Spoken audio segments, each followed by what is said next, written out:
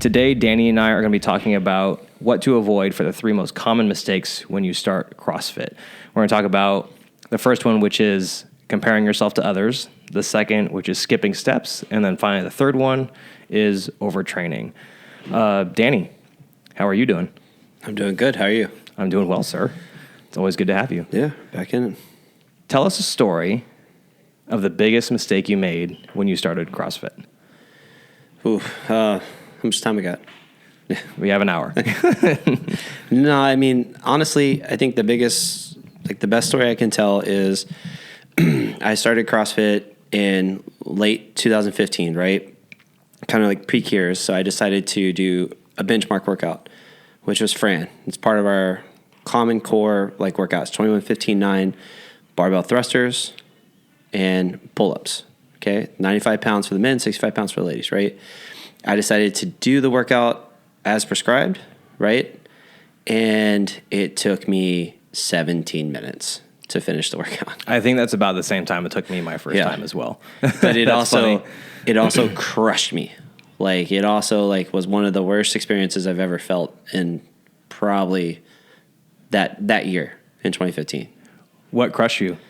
I mean, the whole thing, just the weight of the bar of like doing the squat to the press, like the thruster, like trying to do singles on strict pull-ups, like just how bad it felt.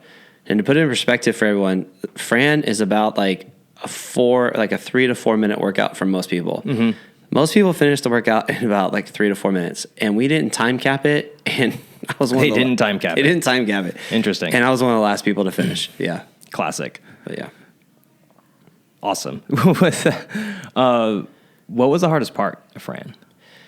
You know, there's a lot of hard part. I mean, the hardest part for me was like a couple things to break it down. Like, first off, the skill of doing the thrusters, right, with that weight was just too much weight for me to do with big sets, right? So I had to do sets of 1s and 2s. Oh, right? wow. You were doing 1s and 2s? Yeah. I did not know that. I was doing 1s and 2s because I was just so burned out. My shoulders were so smoked. On the pull-ups, right, like not scaling the pull-up and trying to do a strict variation and trying to throw my hips up there, like to do something to help me out. But then I tore my hands. Could you kip yet? No, I didn't really know. We hadn't learned. This is like day one. This is like, I've been doing CrossFit 4 days. Oh, and this is man. We've been doing, I just learned what a thruster was yesterday. Like, we're going hard right we're going to do Fran. And we're going to do it. And I was doing those, I tore my hands really bad. My forearms were on fire. My shoulders were killing me, right? The squats were easy for me, but it's just, I was so smoked from trying to do all the pull-ups that I fell apart on the thrusters, right? Wow. So, like, looking back at it, there's so many things I would have changed in that whole process, right? My goodness. Well, we can dig into that more later on what you would change. I do have a story, too, of when one of my biggest mistakes, and similar to you, was also another CrossFit Classic benchmark Hero Wide DT. And I remember when they first released this on CrossFit.com, and it was the first time I ever saw 155 pounds for... Yeah. You know, that's it that you're using for the entire workout. And at the time, this is like probably, I think, 2008, 2009. This is extremely heavy. So if you guys don't know what DT is, it's 5 rounds for time. It's, how many deadlifts? 12. Is it 12? 12 okay, I didn't want to get the reps wrong. So 12 deadlifts, 9 hang power cleans, 6 push jerks. Yep. Really strong athletes can do this workout, the entire workout, unbroken. Yeah. And this workout took me about 46 minutes. I'm not joking. I distinctly remember this because this was one of the most I've ever suffered in a CrossFit workout in my entire life. And the reason was, obviously the deadlifts weren't tough for me. The hang cleans weren't horrible, but I did get to the point where I had to do singles on the hang. So I had to deadlift it up, 1 hang power clean, drop it, pick it up again, 9 times every time. Yeah. And then same thing with the jerks. So I was literally doing clean and jerks. For my 6 push jerks, I had to do 6 clean and jerks, which took me 46 minutes. And I knew at the time that I should have scaled that to something more doable for my ability level and strength. Yeah. And I'm really lucky I didn't get injured. But me and my pride, I didn't swallow it. And now I think I can do that workout in about 5-6 minutes. Yeah, about average. Like the average CrossFitter is going to probably do that somewhere in between that 5 to 7 minute range. Mm-hmm. Elites are probably going to go like sub 5 minutes. Yeah. Yeah. So those things. But like that, going back to that, like in that 2008, 2009, a 155 hang power clean was like, oh, okay, that's kind of a lot. At the time, I would probably say it's equivalent to like what, 205 today? Probably somewhere around Probably there. right around there, maybe 225 for pushing it. Really heavy. Like it was heavy. It was very dramatic. It was very dramatic. Yeah. Like, okay, let's get into our first point. So we want to avoid common mistakes when you start CrossFit. The first one is crucial, which is not comparing yourself to others. It's really easy to look at someone who's been doing CrossFit longer than you and just think that they were automatically good at it. It's really easy to look at times or weights that other people are doing and just think that, man, like I'm just not progressing, and that's not necessarily the case. And the biggest thing is competing with yourself and just improving every day. I mean, going into that, I would also say like we compare ourselves to looks too, right? Like, oh yeah, 100%. You know, like if you come in and you're in your 20s or 30s, you're like, and you see like, 55 or 60-year-old doing this the same weight as you, you're like, I can do this. I got to be. 100%. You know what I mean? But you're not realizing that like, they've probably been doing it for a decade. Mm-hmm. They probably know their body really well. Yeah. And so then you start challenging yourself around those things, right? I think another good point with comparison is you're looking at, I think I should be doing this weight. I should be at this point. So I should just do it, right? Yeah. Like this is, you're looking at it in terms like that. Well, the games athletes do it in this time, or they do it like, this level. And it's like, cool, that's not us, bro. It's really got to trickle down into where you're at. So I think comparison itself to like what you see on like Instagram or the games itself is kind of unrational,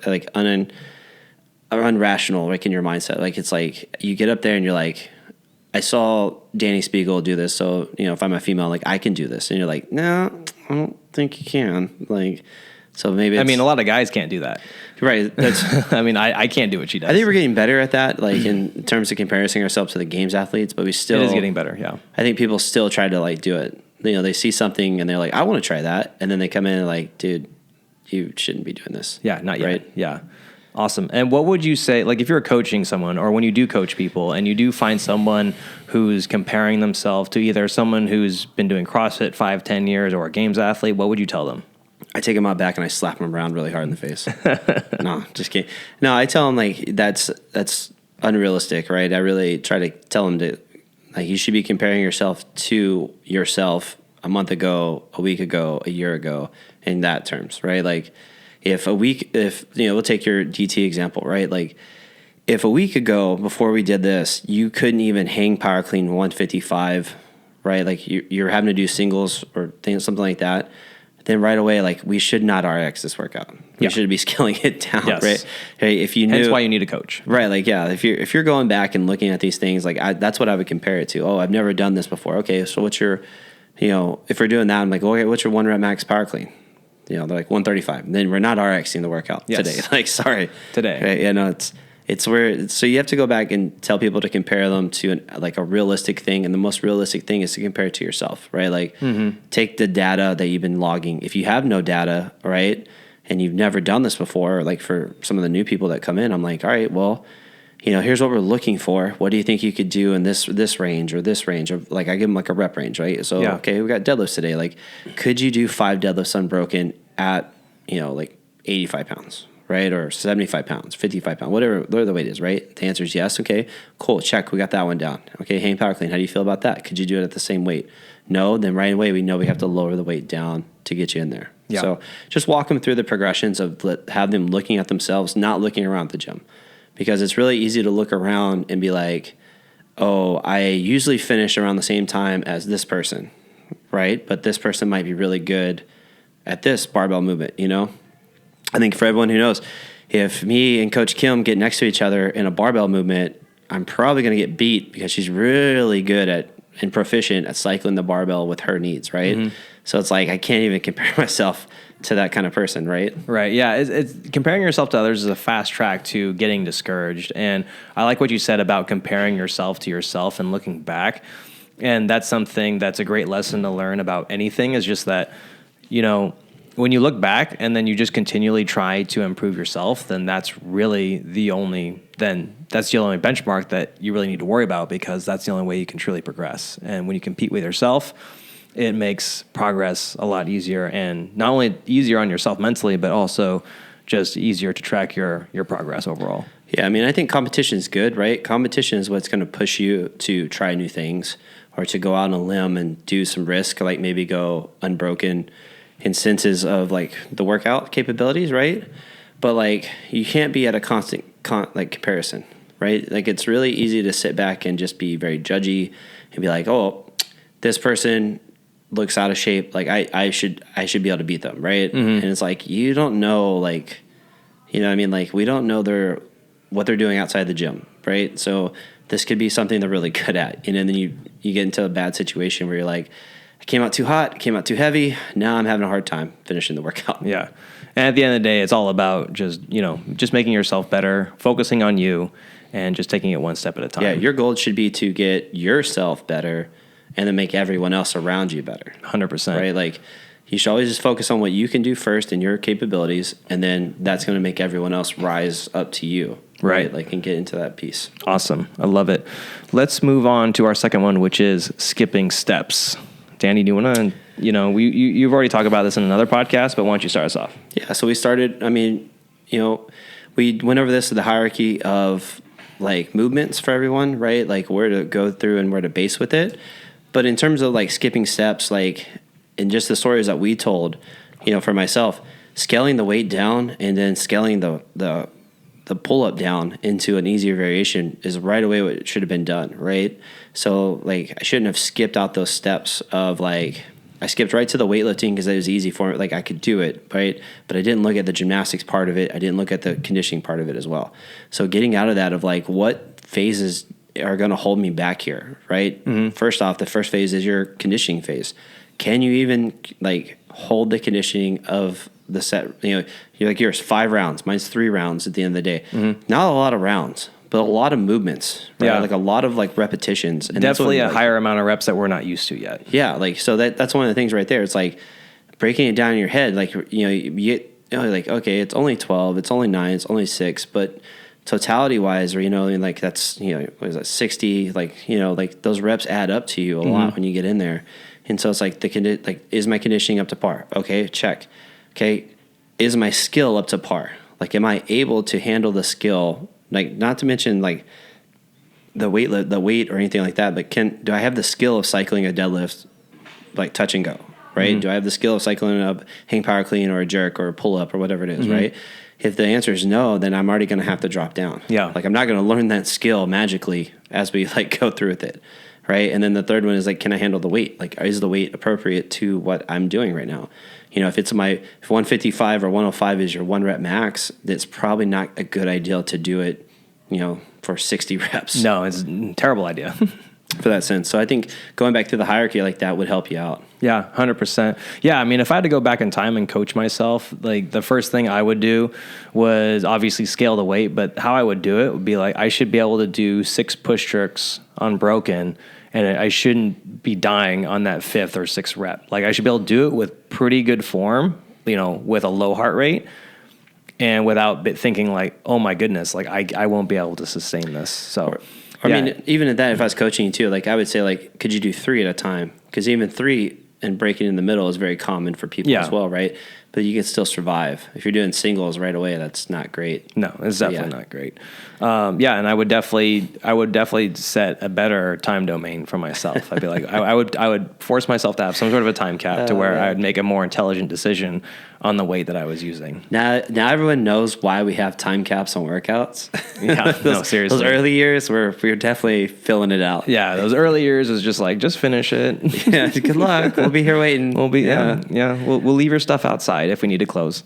For the hierarchy thing, I mean, you guys can reference back. Do you know what episode that was for the podcast? Episode 26. Yeah, in episode 26, we dive into it a little bit more deeper for everyone. I would go back and take a listen if you haven't already, or refresh up on that, because we really dive into like categories and like scales and movements and what you guys should be looking for. But just in these stories here, like that's like half the battle is like, A, we compare ourselves to a lot of people, and then B, we just skip steps. You know what I mean? Because we overlook kind of the easy stuff, right? Like one of the things that we overlook a lot, right, is the skill level that we have. Like we look at, I can lift this weight. I want to lift this weight. Okay, that's great. This isn't a 1 rep max test. This is multiple reps, right, with a high heart rate. you might not be there yet. So it's like, where can we improve those pieces for you, right? Yeah. And I think that most people skip steps on the things that look cool. You know, they skip steps on, you know, like they want to go from no muscle ups to a ring muscle up. They want to go from ring rows to kipping pull-ups, and they want to go from, 95-pound deadlift to a 405 deadlift. I mean, I've been in CrossFit now for 9 years. Right, I've been in the gym business for about 9 years. I can remember one time in 9 years, I had someone walk in who had never done any physical fitness activity in their life. I mean, they never played a sport. Mm-hmm. They worked construction, right? They walked in and they could do every movement like perfect. Like it was like a one-off. Yeah, I was like, some people are like that, but they're 1 in a million. Yeah, it's like, hey, let's do a snatch. He's like, what's that? And he's like, grab it from the floor of your head, and boom, just nails it first try. You're like, wow, okay, let's try this. Just figures it out. It's funny how some people, they can just do that. Crazy. One person. I've seen thousands upon thousands of people. One person just picked everything up. Yeah, we didn't have to do anything. I think even as long as I've been coaching, I can't even think of someone who's been able to pick it up like that. Yeah, it's like, honestly, I can't think of it. What? Okay, awesome. Let's move into our third point now, which is overtraining. And we've talked about this a little bit too in previous podcasts, but with new people, this kind of goes back to comparing yourself to others, is that people get really excited and they start hitting the ground running really hard, which is great. Like, by all means, like there's nothing wrong with coming as frequently as you want. But a lot of times when people are in that, that honeymoon phase of CrossFit, is that they also burn themselves out very quickly. Well, I think also with the overtraining principle, we can attack, like there's maybe three ways to look at this. Number one, I think you're excited. I think like you're just like amped up because it's fun. The adrenaline's great. Yeah. You're actually, you're feeling the results of the workout right away. Mm-hmm. So it's addictive, right? Like you're like, oh my gosh, this is amazing. Yeah, like, dude. It's like your drug, right? CrossFit has such a great endorphin rush after. Right. Like even if the workout is scaled or whatever, because of the environment and because of, especially if you've never done something like that, right? Like if you were more of your traditional gym goer, right? And you come in now and it's like, it's kind of gritty. It's got the music going. It's, you're out there working hard with those things. Like it could be very amping. It could be you feed off that energy 100%. For sure. And then everyone is like so psyched up. They're like, I gotta go. I gotta get back into it. I need my fix, right? And then I think that's kind of the first part of like what drives people to overtrain. I think the second part is you feel guilt about missing. If I miss today, I'm not getting better. If I miss today, I'm not improving, right? Because we're running the 800. Oh my gosh! If I don't go today, then I'm never going to get better at running. I'm never going to get better. I'm going to miss that fitness. Yeah, exactly. Yeah, right? I still get into that kind of mindset sometimes, where I'm like, it's probably the biggest mindset I deal with people all the time. I do that especially personally with squats. Like if I miss a squat day, and I'm like, yeah, my legs are going to shrink. I can't squat tomorrow. Like it's already past it. Yeah, like I have to wait till next week. Yeah, I that's unacceptable. But I feel like because I can remember personally like joining, when I joined CrossFit, that's how I felt. Like I was like, I can't miss a day. I'm going to get worse. Oh, like, yeah. I can't not go. Like, what do you mean? I was like, how am I supposed to learn how to snatch if I don't go on snatch day? Yeah. Like, what do you mean I have to work today? Like, I'm going to skip work to go do this, right? It's so funny you bring that up, because that actually reminds me of something I haven't thought about in a long time, which was that when I first started CrossFit, I would follow CrossFit.com and I would not miss a single day. They would always post every single day. Yeah. And I did get to the point where I was overtraining. I never got injured, but man, was I like sore, drained, and like my nervous system was fried. I was drained, man. I mean, we brought up what overtraining is, like in previous podcast. I think we talked about it several times. But I mean, it doesn't mean that you're getting sick or anything like that. It just means like your body's excessively sore. You're not recovering. Oh yeah. Like your quality of workout is actually going down because you're not letting yourself take a break. Like exactly. Right there. And I mean, the first week I did CrossFit, like I'll never forget the first week because I like started on Monday. I went Monday through Friday, and I got to Friday night, and I go, I don't know if I can do this because like I was like I can't even lift my hands up to my face, like what I mean? It's like I was like my hands are torn, like my arms hurt so bad, like my back hurts, my legs hurt, like I've never felt this kind of pain. Like I can't wait to come back tomorrow. That's like I know that's take so a day funny off. That you just keep coming back for more too. That's funny. But that's what I think that's part of it is like you're in that rush, you're in that addiction, you're in that feeling that you want it more and more and more, and you feel like you're missing out, right? Yeah. 100%. When the reality is like maybe taking every other day, like like you have to ramp up your body to handle physical activity, right? Even if you come from a physical active background, like, oh, I'm an athlete already, I'm just going to switch gears and come over here. It's like, you're still going to have to let yourself recover and acclimate into this kind of physical activity. I don't think people will realize that. So it's like, when you come from it, it's like, yeah, take a day off. Like, if you can tell who's been here over a year and who's been here under a year, right? Because like the over a year guys, like they'll miss workouts, they'll take days off. You can tell what they're bad at because they'll take that day off, right? They won't show up. They walk in a little bit like, oh my gosh, this is gonna hurt so bad. Like, I already can tell how bad the pain's gonna be. It's all right. And then new people are like, yeah, this is gonna be great. I'm about to do this. You're like, all right, the enthusiasm's awesome, but you get ready. Like, it's about to be hard for you, right? Awesome. So I think those two, and then kind of the third one you can look at too is goes back to your comparison, right? If you feel like you're comparing yourself to someone else and that someone else is working out 5 or 6 days or doing something more, then you're like, I have to do more. Yeah. I have to like get in there more. And then you start to kind of keep that comparison going where it's like, well, Matt didn't take a day off yet, so I got to go in the work out today because I gotta beat Matt. More is not always better. Yeah, it's always quality over quantity, right? Yeah, like a good 1 to 2, 2 to 3 really good workouts a week do so much more for you than 1 really good workout and 4 kind of half in, half out workouts. Yeah, it's definitely better than having, just like you said, like 1 or 2 solid ones and then just be dead for the next 4. Like, it's almost pointless. Yeah, and basically like you're taking 5 days to recover, like from squatting on Wednesday, and then by the time like Monday comes around, you're still not able to walk because your legs are still so sore because you didn't take Thursday off, you came right back, you didn't take Friday off, you didn't take Saturday off. You're like, I got to get in there. Oh, this workout looks so much fun, and then they just keep amping up. Yeah. How would you coach someone through like that mental state of like, hey, like how would you tactfully tell someone, be like, hey, you might want to take a break? Well, I mean, I don't. It's not so subtle. I'd be like, hey, you need to take the day off. Right? Like, yeah, you just be direct. Yeah, you got to be very direct into it. I think people need directness when it comes to that kind of stuff. One of the most, I mean, everything is coachable. Everything you do can be coached to you, right? No matter, like, even eating, even talking, like, we all have coaches for those things. Resting is a part of physical fitness activity. Like, you need someone to sit back and just go, take the day off, right? Like, how do like, whenever we do this, I always ask people after every class or like every session I work with on, how do you feel? Right? I always just shoot it out there, right? They'll either say, I feel good, or, oh my gosh, I feel wrecked. And it's like, okay, based on like the response, I'm like, well, you're going to take tomorrow off? Like, you know what tomorrow is, right? Like, have you looked ahead?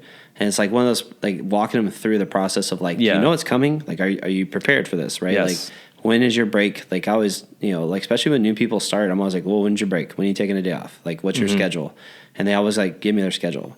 But even for like, we have athletes who have been coming to the gym for a long time who don't want to take days off. Like, they're just like, any workout's better than no workout. And I'm like, well, yes, true, but also you don't want to die. Yeah. Well, it's just like getting them back in the mindset of like, what's a good quality workout versus a good quantity workout, right? Like, a good chunk does a lot more for you than just little bit pieces here and there, right? Like, so it's like progressing them through the mindset of like, oh, it's okay to take a rest day. Oh, it's okay to take a time up. Oh, you missed it. It's okay.